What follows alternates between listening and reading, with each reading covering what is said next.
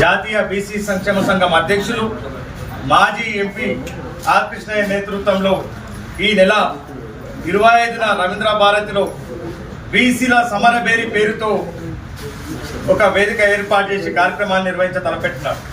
అందులో భాగంగా నేడు తాండూరులో బీసీల సమరబేరి గోడపత్రిక మరి ఇక్కడ వచ్చినటువంటి వివిధ మిత్రులు మరి బీసీ నాయకులు కుల సంఘాల పెద్దల ఆధ్వర్యంలో మీడియా సమావేశం ఏర్పాటు చేసి పత్రికని మరి ఆవిష్కరించడం జరిగింది.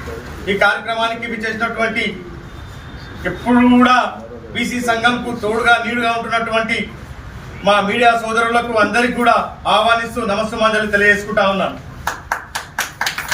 ముఖ్యంగా బీసీల సమరబేరి మీకు అందరికీ తెలుసు. గత 4.5 దశాబ్దాలుగా ఆర్ కృష్ణయ్య నేతృత్వంలో అనేక